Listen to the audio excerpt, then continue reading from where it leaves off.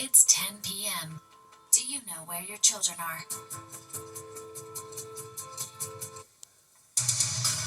Right now on the 10 o'clock news. Balloons take flight. The 99th annual Macy's Thanksgiving Day Parade marches down Manhattan, bringing joy to the faces of millions. And those at the parade know all too well it is cold with a dip in temperatures and could snow make an appearance. Happy Thanksgiving and welcome to the 10 o'clock news. I'm Richard Giacovas in tonight for Steve and Natasha. A blustery, cold day for parade goers and performers, people bundling up to venture outside. And you'll want to keep all those layers handy. Chief Meteorologist Nick Gregory at the weather map, tracking the temperatures and maybe some snow. Happy Thanksgiving, Nick. And happy Thanksgiving to you, Richard. Yes, those temperatures heading down right into the low 30s, well north and west, and upper 30s in town, 40 still out at Islip. The wind's still a bit gusty. It's averaging 10 to 15 miles per hour. The gusts pushing 25, occasionally near 30. Not quite as brutal as earlier, but still we're getting wind chill numbers that are down at or below the freezing mark. So it is, again, a rather cold night ahead, and the wind's going to stick around into tomorrow. So are some of these snow squalls upstate New York. Some of those may meander into our northern suburbs tomorrow afternoon. Could be, again, a little bit of a snow shower activity there. And then we're watching for another threat of some rain or snow, but that would be for Tuesday. We'll talk more about that later in the program. So overnight, again, our Futurecast shows temperatures heading into the upper 20s for North Jersey and the Hudson Valley, and lower 30s in town along the coast. You'll see by tomorrow afternoon, there's some snow showers again across some of the northern suburbs as we only get back to the low 40s. Average high should be closer to 50. Cold again tomorrow night. In fact, mid-20s north and west, back to the low 30s in town. And then as we head on in towards Saturday, less wind, sunshine, about 42 degrees. But speaking of wind, look at tomorrow. This is going to be worse than today. 2025, look at the afternoon. Those gusts are going to be 40 to 45 miles per hour. Richard? Oh boy. Well, that makes the holiday feeling in the air, Nick, because that windy weather not stopping the iconic balloons from flying at this year's Macy's Thanksgiving Day Parade, the 99th year. And Fox 5's Stephanie Bertini has the sights and sounds from the annual spectacular. It's the 99th annual Macy's Thanksgiving Day Parade. Sounds like fun. This is so much fun. Fun and memorable every year. It just feels, special seeing all these people come together, being here with friends and family. The parade marches through the heart of Manhattan, a tradition for many families from across the tri-state. So you've been coming every year for about 10 years? For 10 years, yes. We love it. And an incredible experience for countless tourists year after year. So tell us, where are you coming from? Raleigh, North Carolina. What are you thinking so far? I like it. We love it. I like the bands. I like the floats. With millions of eyes on the parade route this year, more than 24 floats and more than 30 balloons in the sky. New character balloons this year, including Buzz Lightyear, Pac-Man, and Super Mario. Happy Thanksgiving! Happy Thanksgiving! Among the balloons returning for another year, Spider-Man, the Pillsbury Doughboy, and my personal favorite, Minnie Mouse. Marching bands and performers are always part of the big parade. Every year, the sights and sounds lead up. You know Santa's coming? Yeah. Are you waiting for him? Yeah. To the great anticipation. Santa! For that first glance at jolly old Saint Nick, officially kicking off the holiday season as the parade comes to a close. Wishing you all a happy Thanksgiving and a wonderful holiday season, I'm Stephanie Bertini, Fox 5 News. That's the real Santa in that parade. Well, they are a lifeline when it comes to meals and companionship to so many of our city's homebound elderly. And today, volunteers from City Meals on Wheels made this Thanksgiving a lot brighter. Those dedicated helpers delivering more than 16,000 holiday meals across all 5 boroughs, many of them delivering directly to homes, others serving at senior centers, and along with those meals, a phone call to those sitting home on this holiday alone. A few minutes chatting with someone, and boy, does that make all the difference to these seniors, and they feel special, and most importantly, not forgotten. It's a great deal for me because I've been in the hospital and just recently came home, and I'm trying to deal with it, So I don't cook, it's only just one person, and it's hard for me to get out. People are always inviting me, but it's hard for me to get around right now. Great work. City Meals says the need is growing, with 1 in 10 New Yorkers over the age of 60 facing food insecurity. Mayor-elect Saran Mamdani spending part of his Thanksgiving with the Reverend Al Sharpton today at the National Action Network in Harlem. Mamdani donning an apron and going to work, passing out meals. Attorney General Letitia James also there. Mayor Eric Adams notably absent from the event this year. After handing out meals, Mamdani took questions from reporters. His team this week sent letters to nearly 180 City Hall staffers in the Adams administration to tell them they will not have positions come January 1st when Mamdani takes office. The mayor-elect said today that if someone wants to stay, they can reapply, and they will examine each person's resume on a case-by-case basis. Standard practice for a mayoral transition to begin the process of hiring new staff in City Hall and in the mayor's office, and I'm looking forward to building that team. And it's a team that we have started to put together. It's one which will continue to ramp up after the holidays, and it's one that will always look back to the question of how can we ensure that we are fulfilling the agenda New Yorkers have voted for. And more than 70,000 people have so far applied to be part of the Mamdani administration. And breaking news tonight, a tragic update this holiday. 20-year-old National Guard specialist Sarah Beckstrom has died. She was one of the 2 National Guard's members shot in the ambush attack in our nation's capital. President Trump tonight calling Beckstrom an incredible person, outstanding in every single way. Fox 5's Meredith Gorman live in our newsroom with the new developments tonight. Meredith. Richard, that's right. We've learned tonight that one of the 2 National Guard members shot in Washington, D.C. has died. President Trump announced the death of 20-year-old Sarah Beckstrom during his Thanksgiving call to troops earlier this evening. Highly respected, young, magnificent person. Started service in June of 2023. Outstanding in every way. She's just passed away. She's no longer with us. She's looking down at us right now. The president also said 24-year-old U.S. Air Force Staff Sergeant Andrew Wolf, the other National Guard member who was shot yesterday, is still fighting for his life and remains in critical condition. Authorities say Ramanullah Lakhanwal, an Afghan national who entered the United States in 2021 through Operation Allies Welcome after the U.S. withdrawal, carried out the attack just blocks from the White House on the day before Thanksgiving. President Trump added that the 29-year-old suspect is now in serious condition after being shot by a responding Guard member. The suspect had reportedly served in a special CIA-backed Afghan army unit before arriving in the U.S., according to 2 anonymous sources who spoke to the Associated Press. We are looking for and interviewing witnesses. The firearm and other materials have been sent to our Quantico laboratory already yesterday for immediate analysis. There is confirmation now that the subject had a relationship in Afghanistan with partner forces. We are fully investigating that aspect of his background as well. And tonight, federal officials say they're reviewing vetting protocols for Afghan arrivals as the investigation widens. But for now, the suspect remains hospitalized under armed guard. This investigation's ongoing, and we'll continue to bring you updates as we continue to learn more. Back to you, Richard. Very tragic, Meredith. Thank you for following that for us. New tonight, fire marshals are investigating after flames tore through a home in Orange, New Jersey on this holiday. These images taken by witnesses show the flames shooting out of the home on Mosswood Avenue. This happened just after 5 o'clock. Crews from at least 1 other town helped get the situation under control so far. Officials won't confirm if anyone was hurt or how the blaze started. And new tonight, Jets cornerback Chris Boyd is back in the hospital almost 2 weeks after being shot outside a Manhattan restaurant. Boyd posting this message on Instagram saying he is again having health issues, thanking everyone for their continued thoughts. He didn't say what specific health issues he's now having, but doctors did remove a bullet from Boyd's lung after the initial shooting. Families in Mount Vernon on this Thanksgiving giving thanks. The community rallying behind those now homeless after a massive apartment blaze, how they are making sure victims have a holiday meal. And our Kendall Green is live at Bryant Park ahead of Black Friday. Hey, Kendall.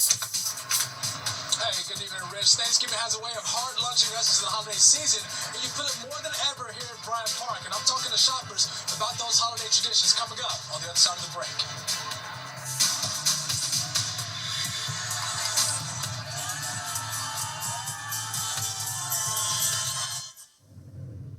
The 10 o'clock news. Volunteers in the city of Mount Vernon embodying the true meaning of Thanksgiving on this holiday. A number of those volunteers choosing to spend today without their own families, instead helping families who lost everything during a massive apartment fire just a few days ago. I caught up with those, making sure that this Thanksgiving still feels special. Erica Peterson's family is spending their Thanksgiving holiday hundreds of miles away this year in Delaware. But for this lifelong Mount Vernon mom, there's no other place she could think of being than right here. It's important that the victims of the fire know that we're here for them on a day like Thanksgiving. So, and that's what, we're supposed to do. 4 days after that 5-alarm blaze destroyed this apartment building on Cottage Avenue in Mount Vernon, volunteers like Erica have been spending endless hours at the old elementary school and the next-door church, trying to bring normalcy to hundreds of people who have been left with nothing. This is what my heart wanted to do. Donna Jackson's heart is as big as they come, spending her time providing a hot meal on this holiday. Donna also left her family behind this Thanksgiving to help the city of Mount Vernon and the American Red Cross provide a full Thanksgiving meal to the victims of that fire. A lot of families that were in the 30 Cottage Avenue apartments, they were going to be the host families for their Thanksgiving meals. And so without the home, we're trying to give them just a little sense of home. So we're dealing with the crisis, but we're also planning for the future and restabilizing them and getting them back into homes where they can continue their future. Meanwhile, local business owners continue to step up with donations, from clothing to bedding and even cash. Mayor Sean Patterson Howard says those who continue to give back are part of the heartbeat of this city. They feed the resilience and help keep the faith. This is what Mount Vernon does. We come together, we shore each other up in the hard times. The victims of that fire are not comfortable sharing their stories on camera, but through tears, they told me today that they're extra thankful this Thanksgiving for all those who've given to them, and it's something they say they'll never forget. Well, it's one of the longest-running Thanksgiving traditions in our city, and today the wonderful volunteers at the Bowery Mission continue to do their part to ensure New Yorkers have a hot meal this holiday. Helping serve up the Bowery Mission's Thanksgiving dinner, you may have recognized her there, was our own Bianca Peters. Along with dinner, people were treated to live music, and those who run the mission say food insecurity is at its highest level in years. The Bowery Mission serves breakfast, lunch, and dinner every single day of the year. 430,000 meals in 1 year. Your favorite part about today when you see the people's faces that you're serving food to? To have the opportunity to help them, because at one point in my life I was them. I'm a former client. I came into the mission in 2015, so to be able to give back how the people here at the mission helped me when I needed it, and that's why it means so much to me. After nearly a week of prep, the mission wound up serving more than 2,000 meals today. The turkey trot is over, and the holiday hustle is now kicking into full throttle, from shopping to wrapping and gifting in that order. Fox 5's Kendall Green is live in Bryant Park's Winter Village, where he's been all night. And Kendall, we're just 28 days away from Santa's arrival. How's it looking? Yeah, hey, good evening, Rich. The city tends to feel like a holiday Hallmark movie, and it certainly feels this way here at Bryant Park. But we want to learn some of the traditions that make the holiday season feel so special. Take a listen. Now that the Macy's Thanksgiving Day Parade has made its way through the heart of Manhattan, New York has been officially jumped into the holiday season, where holiday staples like Bryant Park's Holiday Market had customers packed into lines, some just to get their hands on the taste of their own holiday traditions. Small turkey, we found that Filipino food that we really like. Okay. Yeah, this is a traditional every December in Philippines. This puto bumbong and bibingka. Okay. That's why we come here. And for vendors, while they're away from their families, they consider it time well spent in good company with customers. I've been here for 16 years, and we have 4 locations throughout the park, different brands, and it all started out of Bryant Park. And it's Thanksgiving, and you're grinding. We are grinding, and I'm here with the staff because if they need to work, I need to work with them. And what do you get out of it, man? When you see all these folks interacting with your products and buying things, what do you get? It's a humbling experience. It's really fun, and part of it is that these people come back year after year, so we're part of their yearly tradition, and that makes me feel great. And of course, with Thanksgiving comes the big game, whether on TV or in backyards across the country. Just spending time with the family, and we usually do a turkey bowl every morning, Thanksgiving morning, but this time we came to New York to see the Macy's Day Parade, so we didn't get a chance to play the game. And if you're lucky enough to be around the ones you love, it's the perfect opportunity for some family time. Food, family, hanging out. Usually play like card games and try to really connect and like just, because you don't really get your family all together, you know, in good circumstances all the time. So it's really good when you can actually just take time and slow down and just be with the ones you love. Now, with the official holiday season now in full swing, it's now time to get ready for that Black Friday shoppers. Well, we saw plenty of shoppers here at Bryant Park getting an early jump. But that's the latest here at Bryant Park. Kendall Green, Fox 5 News, Rich. It is so fun, Kendall. Go catch up on some holiday shopping. Now you can start.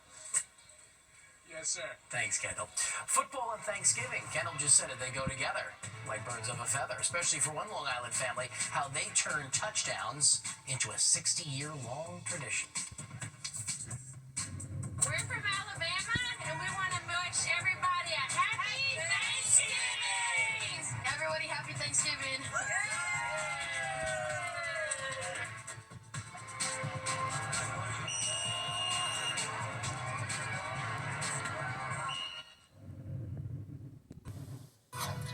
Happy Thanksgiving from all of us at Fox 5. It's one of the great Thanksgiving traditions that has been taking place on Long Island for decades. The annual Turkey Bowl, now in its 60th year out in New Hyde Park. It all began with 9 and 10-year-olds playing 5-on-5 tackle football. The Turkey Bowl has since grown, and so have those 9 and 10-year-olds, which is why now, instead of tackling one another, touch football is the game of choice. Oldest friends, you know, we all grew up together. We from grammar school on, and we picked up people along the way, and it's just been a great, it's like a family reunion. The Turkey Bowl was once played by just kids, but now it spans 3 generations, with some players joined by their grandchildren, hence why it is now touch football. Soon it'll be flag football. Nick joins us with the weather. You know, Nick, I was out with the balloons last night, and for the early newscast, I just had a sport jacket on. I didn't even have a jacket. Big change. Big change today. Big change today, and bigger change tomorrow, because the wind will even be stronger tomorrow. So actually, Richard, it's a good thing that the parade took place today and not tomorrow, because the wind would definitely be exceeding the guidance to fly those balloons. They noticed they kept them a little low in altitude today because of that wind that was up around 30, 35 miles per hour. 49, 42, so temperature really going nowhere. In fact, our low is now in the upper 30s, and that's where we should average, around 39. Average high, though, should be about 50. We're not going to get there till Sunday, and we're not going to stay there, because it will get cold again next week. 38 clouds overhead. Some breaks in the clouds, though. A variable wind, still a little gusty out of the west. Humidity's dry, and the pressure steady at 2992. But we're all in the 30s, except for Islip. They're at 40. And notice Monticello, the coldest there at 32. So mostly low, or let's say mid to upper 30s, which is a distinct temperature difference we were just talking about, right? Richard out in his little light jacket last night. Not tonight. We're 16, 17 degrees colder than we were yesterday, with a west wind that's 10 to 20. Still a bit gusty. We're still pushing 25 plus mile per hour range, and we'll probably still gust about 30 overnight. Tomorrow we had a gust of 45. So it is creating wind chills that are at or below freezing now in most of the area. So definitely a cold night ahead. Again, much earlier in the day, we had those highs in the 40s to lower 50s. Most of the afternoon was in the lower 40s. Same story, you know, you had 50s in Boston today, but then you go westward, it was only mid-30s, Binghamton, Buffalo, down to State College, and then westward, only low and middle 30s, Cleveland back to Chicago, down to Indianapolis. So that's why we have the cold in place here for a couple of days as well. We'll have just a few clouds for the early part of tonight. Generally, it's going to be mainly clear as the night goes along, and tomorrow it's sort of sunshine with some clouds. But look at the squalls across western New York State, northeastern Ohio, northwest Pennsylvania, and parts of western Michigan. Those are creating, in some cases, near blizzard conditions. The lake effect snow season is cranking those snow squalls out there, and they're getting snow measured in feet. That's really causing some travel trouble for the Thanksgiving travelers. That's not coming our way, although you'll see in the future cast some of these snow showers may may just meander enough over towards our neighborhood for some of the northern suburbs tomorrow about mid to late morning of the afternoon. There's a futurecast here tomorrow afternoon. You can see what I mean. So don't be surprised to see some snowflakes, flurries, a little quick snow shower move through north of town. That should really be about it. And then we'll get into decent weather for Saturday with less wind and a good amount of sunshine. But what's creeping in from the west here, that's Sunday's weather. That's rain that's going to arrive here by the time we get to Sunday afternoon. 33 tonight in the city, 20s to about 30. In those colder suburbs, few clouds will be remaining and still a bit of a gusty wind. Tomorrow it's definitely a windy day, windier than today. 43 for the high. Won't get out of the upper 30s to the north and west with some snow showers, as we mentioned. But the wind gust tomorrow could exceed 40 plus miles per hour at times. All right, a little breezy still Saturday, but a lot less wind. Sunny, 44. Rain Sunday afternoon into Sunday night. Then it's colder again, windy Monday at 43. And we got to watch a storm to our south, Richard, on Tuesday. That could produce some rain and or snow. I think rain, snow for the city, and then rain, and then maybe some snow inland. And then it stays cold and dry Wednesday and Thursday. We have more of the 10 o'clock news, and we come right back.